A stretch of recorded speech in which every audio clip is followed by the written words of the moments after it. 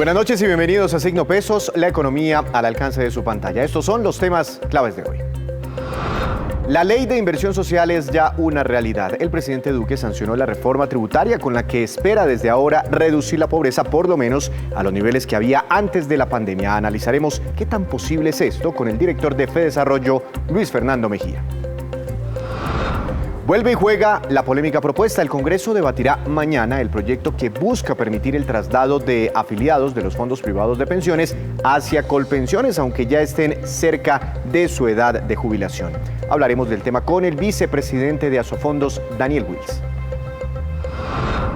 La movida en los centros comerciales. Un reconocido operador chileno está a punto de llegar a un acuerdo con Plaza Fabricato, uno de los grandes centros comerciales que se construyen en el departamento de Antioquia. ¿De qué se trata? Juan Fernández nos cuenta toda la historia en minutos aquí en Signo Pesos.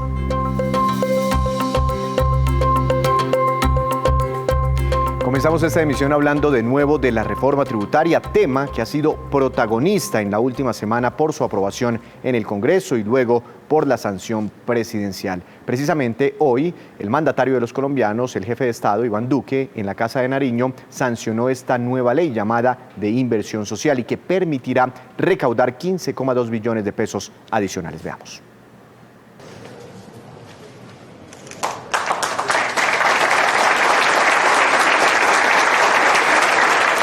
Empresarios, gremios económicos y políticos, excepto de la oposición, asistieron en primera fila a la sanción de la reforma tributaria, que continuará con los programas sociales, garantiza el recaudo y estabiliza las finanzas públicas, dice el presidente Duque.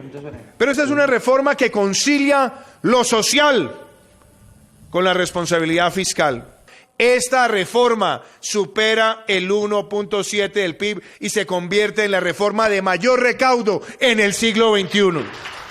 Que eso lo tengan en cuenta las calificadoras. La reforma establece como política de Estado la matrícula cero para estudiantes en instituciones de educación superior pública y promueve la generación de empleo juvenil también como política de Estado, con subsidios otorgados por el gobierno. Y se le agregan elementos novedosos: el apoyo a las mujeres, el apoyo a la población en condición de discapacidad, el apoyo también a los que fueron víctimas de los bloqueos, de quienes quisieron destruir y que también vieron afectados sus ingresos. Con esta ley continuarán programas como Ingreso Solidario hasta el 2022, el apoyo a las empresas y mantiene los 3 días sin IVA. Con respecto a los días sin IVA, desde el día de hoy o máximo mañana estaremos presentando a la discusión y a la opinión pública el borrador de decreto. Una reforma que, a pesar de las críticas de los opositores por la forma en la que se votó en plenarias, destaca el gobierno tuvo el consenso de empresarios y las mayorías. Por primera vez, los 29 gremios que hacemos parte del Consejo Gremial Nacional, por unanimidad, decidimos apoyar esta reforma. Hemos hecho posible que estos programas sean una realidad y que esta ley hoy le solucione muchos problemas a los hogares de menos recursos en el país. Dijeron que esta ley no se había socializado y que no había tenido suficiente debate. Y a esos que dicen eso, quiero decirles que no mientan. La reforma, que entra en vigencia desde esta sanción presidencial, recaudará 15,2 billones de pesos.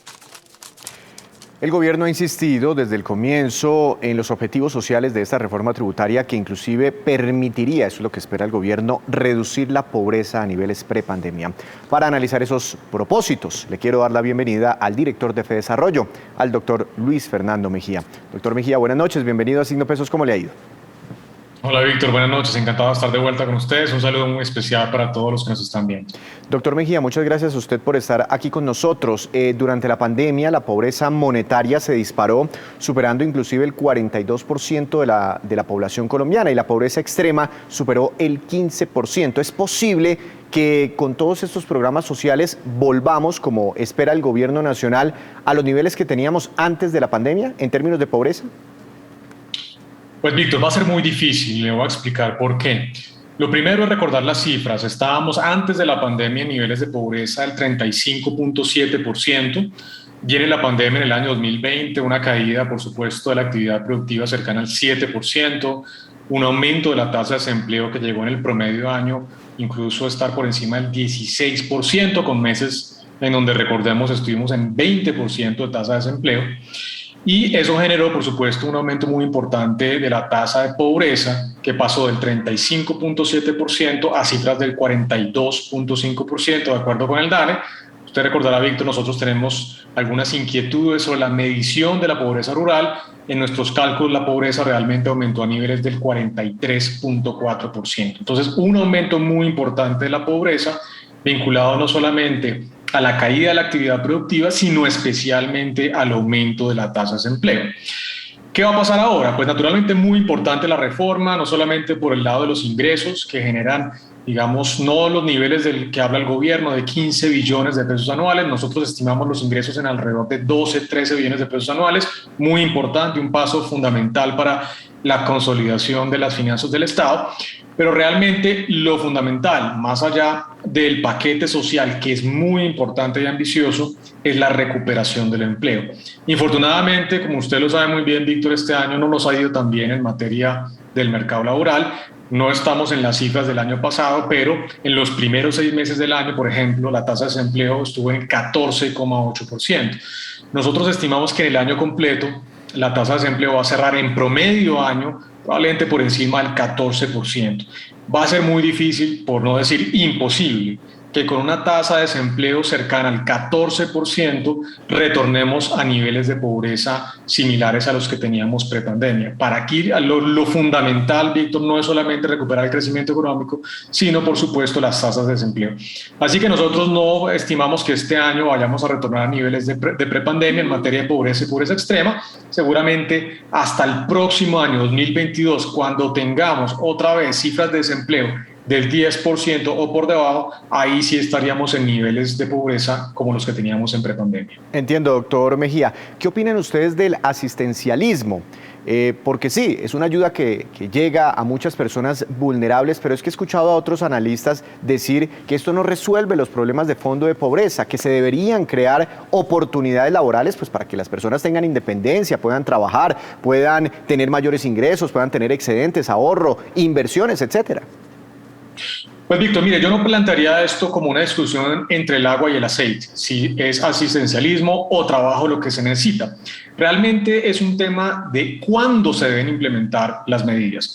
Fundamental, Víctor, muy importante lo que se generó, la creación del programa de ingreso solidario durante el 2020, la ampliación de este programa en esta reforma tributaria hasta diciembre del próximo año. ¿Por qué? Porque naturalmente es ayuda para hogares pobres, pobres extremos que todavía no han recuperado los ingresos que teníamos en la prepandemia. Sin embargo, por supuesto, también hay razón en las críticas en el sentido de que, primero, el Estado no tiene la capacidad de reemplazar de forma permanente los ingresos laborales. Es una ayuda transitoria mientras se genera la recuperación económica y la recuperación del mercado laboral. Pero lo que naturalmente va a resolver los problemas de aumento de pobreza y pobreza extrema va a ser la recuperación del mercado laboral, las oportunidades de empleo, los ingresos de los hogares, que realmente son la fuente primordial, por supuesto, de generación de ingresos para el bolsillo de los colombianos.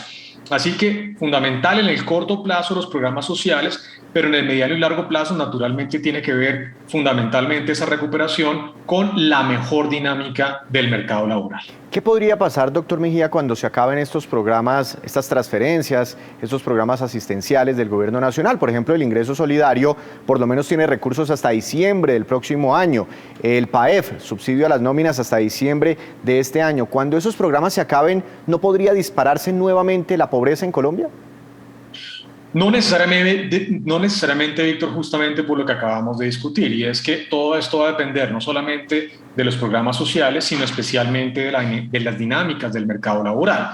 Si llegado al diciembre del 2022, el próximo año, ya estamos otra vez en un segundo año de recuperación, crecimientos ojalá por encima del 3,5-4%, y una tasa de desempleo que esté ojalá de nuevo en el 10% o incluso por debajo, como deberíamos tener en nuestro país, unas tasas de desempleo de un solo dígito, pues naturalmente que eso sí abre la puerta para que gradualmente se vayan digamos, disminuyendo los apoyos. ¿Por qué? Porque los apoyos están enfocados especialmente justamente en evitar que haya aumentos adicionales de la pobreza cuando el mercado laboral no está generando oportunidades de empleo. En la medida en que empiece entonces la recuperación del mercado laboral, seguramente ahí sí se podrá discutir esa disminución gradual. No va a ser inmediata naturalmente, pero sí gradual de esos apoyos sociales. ¿Por qué? Pues naturalmente porque ya se han recuperado los ingresos y por ende la incidencia de la pobreza y pobreza extrema va a ser menor en esos años en que haya ya recuperación económica. Pero ¿qué tan posible es tener inclusive el próximo año una tasa de desempleo, doctor Mejía, por debajo del 10%? ¿Eso se puede lograr con la propia reactivación que está teniendo la economía colombiana o se necesita algún que otro ajuste en alguna tuerca, una reforma por ahí que está embolatada y que no se ha podido desarrollar en Colombia como lo piden muchos sectores? Pues mire, Víctor, hay que ser muy francos con esto. Si no se hace nada, si no se hacen reformas en el mercado laboral, vamos a volver a lo que teníamos prepandemia. Tasas de desempleo cercanas o por encima del 10%. De hecho, recordará usted, en el 2019 la tasa promedio fue el 10,5%. Pero si usted mira series históricamente largas, los últimos 20, 30 años, nuestra tasa de desempleo ha estado por encima del 10% en promedio. Tuvimos 4 años extraordinarios muy importantes a mediados de esta década que acaba de terminar, en donde estuvimos por debajo del 10%, pero la norma en Colombia ha sido tasas de desempleo de 2 dígitos. Entonces, si no hacemos nada, si no hacemos reformas, naturalmente volveremos a los equilibrios anteriores, tasas de desempleo del 10, 10,5%, y el otro tema que no hemos hablado, Víctor, que son tasas de informalidad por encima del 60%. Entonces, no solamente va a ser muy importante la recuperación de la actividad productiva, sino también, por supuesto, discutir reformas a nuestro mercado laboral. De otra manera, vamos a continuar con lo que teníamos antes de la pandemia. ¿Esta reforma tributaria o alguna parte de esta reforma tributaria no puede ser contraproducente para la generación de puestos de trabajo? Es decir, si las empresas ahora tienen que asumir una mayor tarifa de renta, pasando del 30 a 35%, es decir, aumenta ese costo para las compañías, ¿eso no podría desestimular la generación de nuevos puestos de trabajo? Pues mira, hay un elemento que tal vez mitiga esa preocupación que es muy válida. Naturalmente la gente piensa, bueno, si va a aumentar la tarifa de renta que pagan las empresas del 30 a 35%, una parte de ese ajuste podría darse a través de una menor demanda de empleo, una menor contratación.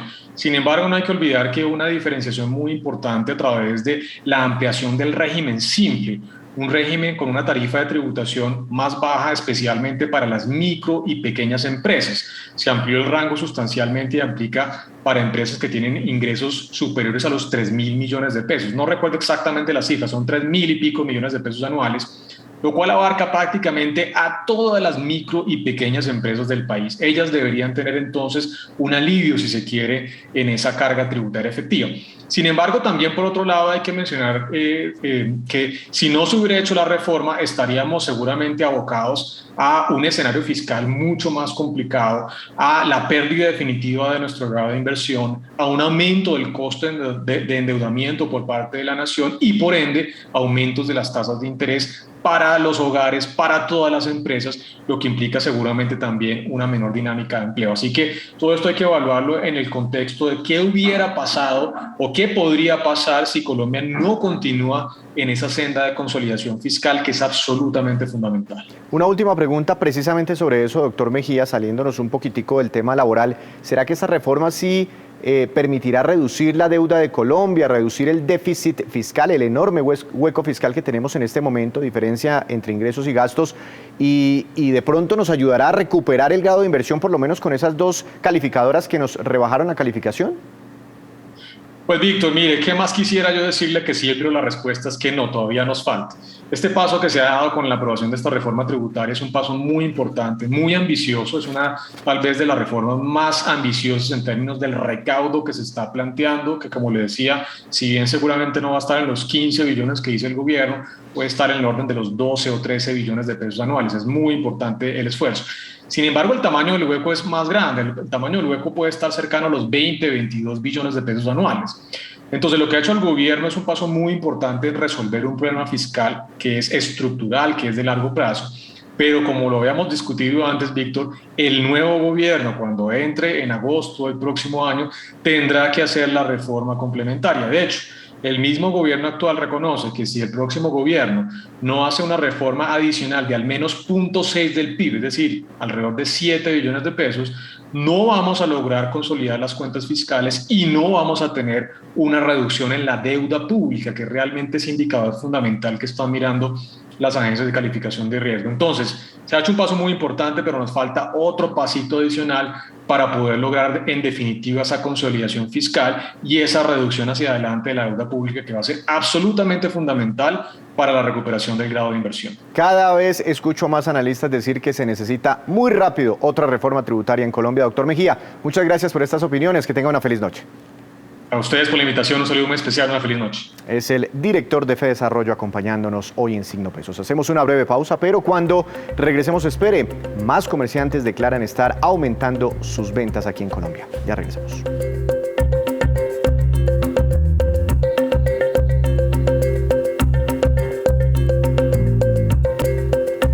Regresamos a Signo Pesos. De nuevo fue radicado en el Congreso de la República un proyecto de ley que busca autorizar los llamados traslados express de personas que quieren devolverse de los fondos privados de pensiones a Colpensiones o quieren irse del sistema privado al sistema público. Para hablar de este proyecto quiero saludar al doctor Daniel Wills, vicepresidente técnico de Asofondos, gremio de los fondos privados de pensiones en nuestro país. Doctor Wills, bienvenido a Signo Pesos. ¿Cómo le ha ido? Muy bien, Víctor, muchas gracias por la invitación. Un saludo para todos los que nos están viendo. Muchas gracias a ustedes por acompañarnos esta noche. He visto algunos analistas del sector pensional que dicen y calculan que si este proyecto llega a ser aprobado, unas 100.000, 250.000 personas podrían trasladarse desde los fondos privados hacia Colpensiones. ¿Cuáles son los cálculos reales que tienen ustedes allí en Asofondos? Sí, efectivamente, este proyecto de ley cobija unas 500.000 personas que digamos que podrían trasladarse. Sin embargo, solamente 91.000, o sea, algo así como el 20%, una de cada 5, va a mejorar su situación pensional al hacer el traslado. Eso es muy importante que la gente lo sepa, Víctor. ¿Y qué pasaría con las otras? ¿Desmejoraría su situación pensional? Algunas quedarían igual, otras desmejorarían. Digamos que muchas de ellas se trasladarían, pero no podrían pensionarse. Cuando uno no puede pensionarse, es mejor estar en el régimen privado y recibir su saldo completo con intereses. Otras recibirían la misma pensión. La pensión mínima que recibe muchísima gente en Colombia es del salario mínimo y muchos quedarían igual, con la diferencia de que en el régimen privado necesitan menos semanas para acceder a esa pensión mínima. ¿Por qué, si esas personas se van para Colpensiones, por qué creen ustedes que muchas de ellas no podrían pensionarse? Para pensionarse en Colpensiones se requieren 1.300 semanas, entonces nosotros hemos hecho la tarea de mirar la historia laboral de esas personas, cuántos años le quedan para hacer sus cotizaciones, cuántas semanas tienen hoy y sobre todo, y muy importante, con qué frecuencia cotizan. Desafortunadamente, cuando uno hace los cálculos alegres y dice me quedan 5 años, voy a cotizar todos los 5 años sin parar, es un cálculo optimista porque a la hora de la verdad las personas en Colombia pues, las personas que cotizan de esa manera juiciosa son pocas. En general las personas tienen un trabajo informal, quedan desempleadas en cualquier momento y nuestras proyecciones son que la gran mayoría no va a alcanzar a tener esas 1.300 semanas que pide Colpensiones para otorgar su pensión. Pero bueno, si se pasan para Colpensiones y no se pueden pensionar, ¿igual no les regresan la plata? ¿Estén allí en Colpensiones o estén en los fondos privados? Hay una diferencia muy importante y es que si están en el fondo privado se le devuelve sus aportes más los intereses. En Colpensiones solamente se les devuelve el valor real de sus aportes. Eso hace una diferencia enorme, Víctor. Eso puede hacer que la devolución promedio sea 7 veces mayor en los fondos privados, solo porque los intereses por periodos tan largos de tiempo acumulándose, pues van multiplicando los aportes. Efectivamente se multiplica el dinero. Entiendo. Si se pasan estos 500.000 colombianos más o menos, además de afiliarse al régimen público, a Colpensiones, ¿tendrían que llevarse su ahorro pensional con ellos? Sí, ellos pasan su ahorro pensional del régimen privado al régimen público. Eso implica una transacción enorme hacia el régimen público, hacia Colpensiones, que efectivamente le da caja al gobierno en el muy corto plazo, pero implica una deuda muy grande en el futuro. El costo fiscal de este proyecto, lo ha calculado Hacienda, llega a los 34 billones de pesos. Eso, Víctor, borra con el codo 2 años de reforma tributaria. Ah, entiendo. Es decir, se llevarían esos recursos para el sistema público, más de 30 billones de pesos, que es el equivalente un poquito más a 2 reformas tributarias de las aprobadas en la semana pasada aquí en el Congreso colombiano. ¿Y por qué dice usted que después en el futuro esa plata la tendrían que pagar del presupuesto de la nación? ¿Cuánta plata del presupuesto se está destinando para el pago de pensiones? Y le hago esa pregunta porque, pues supuestamente es la plata que uno ha ahorrado durante su vida laboral. ¿Por qué el gobierno tiene que llegar a poner más plata para la pensión? Esa es una pregunta muy importante. Desafortunadamente, el sistema de pensiones, y especialmente para las personas de altos ingresos, implica subsidios cuando las personas se pensionan por el régimen público. Cuando uno calcula los ahorros que ellos lograron hacer durante su vida y calcula cuánto vale pagarle las pensiones durante el resto de vida que les queda, pues las cuentas simplemente no dan. La diferencia la tiene que poner el gobierno, y esa diferencia es mayor en tanto más rica sea la persona. Tenemos casos de personas de ingresos muy altos que reciben un subsidio de unos 1.000 millones de pesos, subsidio que tenemos que pagar todos los colombianos a través de impuestos. Entonces, por eso, aunque hoy pasan unos recursos muy importantes, mañana se abre un hueco que vamos a tener que pagar todos los colombianos con nuestros impuestos tarde o temprano.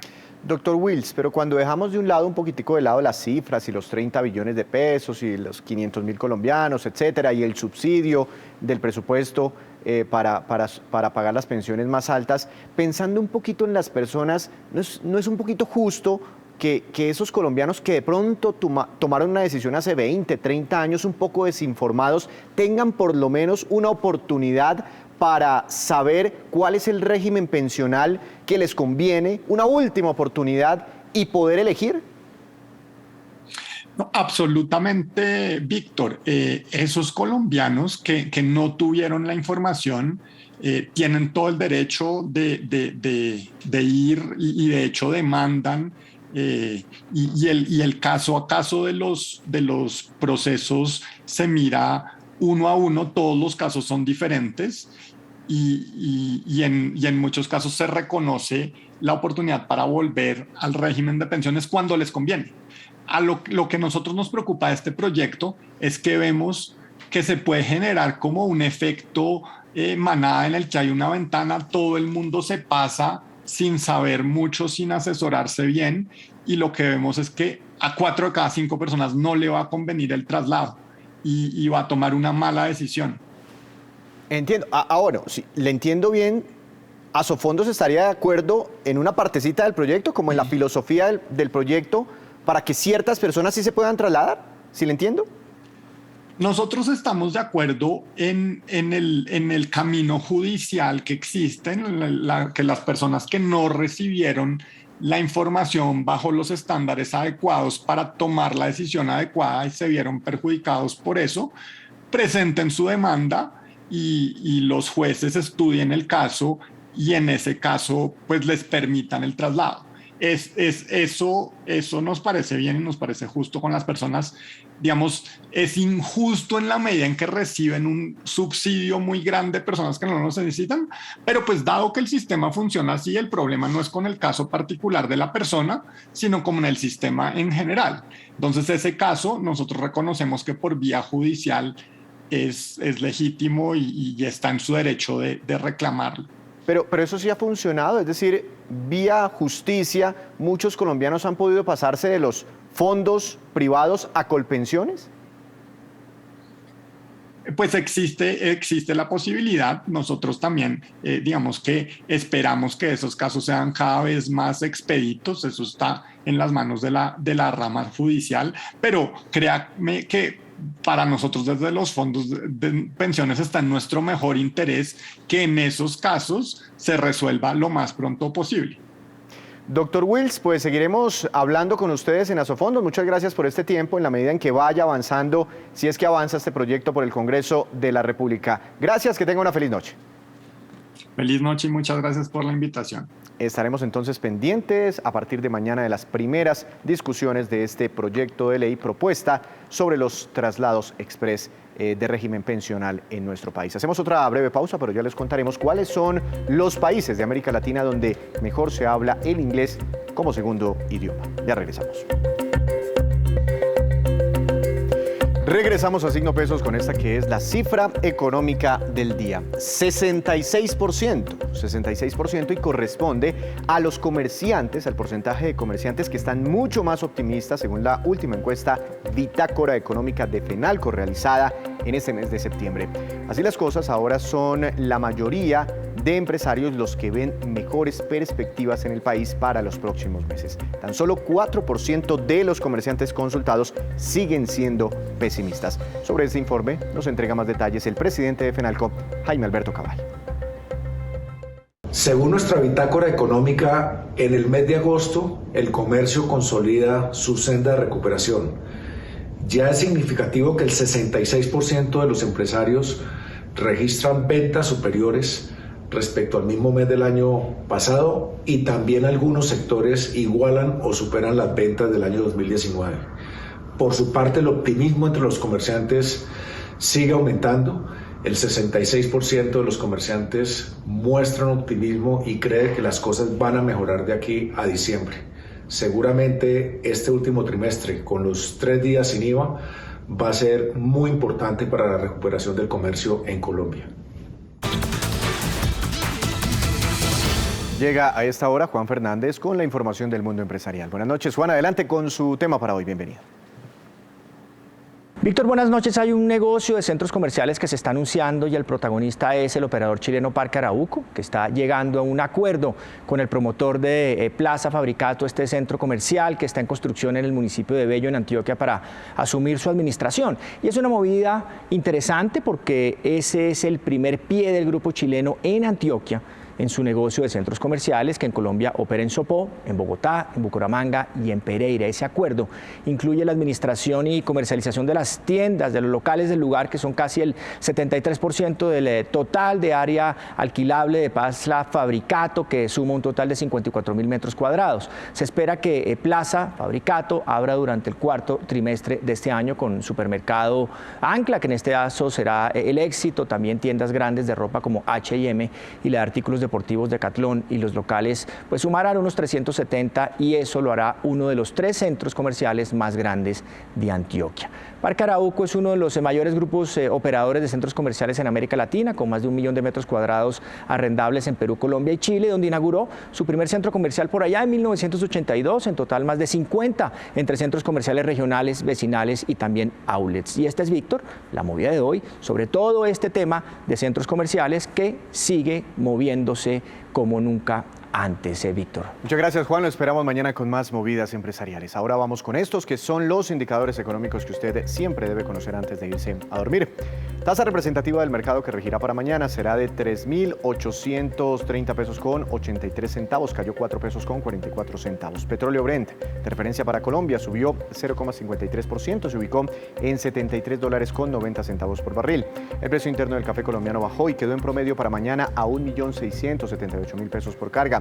Índice MSCI Colcap de la Bolsa de Valores de Colombia cayó 0,17%. Acción más valorizada, Cemex Latam Holding, con una ganancia de 4,08%, y la acción que más cayó fue ETB, que tuvo un retroceso de 2,50% aproximadamente. Antes de despedirnos, los dejo con este dato. América Latina es bastante regular en manejo del inglés por parte de su población. Si el promedio de la región se toma como base para ese promedio, para calcular ese promedio, digamos, se toma una base de 50 puntos, por cada país encontramos los siguientes resultados. En Argentina, el nivel está en 57 puntos. Se ubica, es el país mejor ubicado en este listado. Sigue Costa Rica con 55 puntos, República Dominicana con 54, Uruguay con 53 puntos, Colombia está más abajo con 48 puntos y entre los peores están Venezuela, Nicaragua y Nicaragua con menos de 47 puntos. Así terminamos por hoy, pero los esperamos mañana con una nueva emisión y toda la información económica que usted necesita saber. Esto es Signo Pesos, la economía al alcance de su pantalla. Que tenga una feliz noche.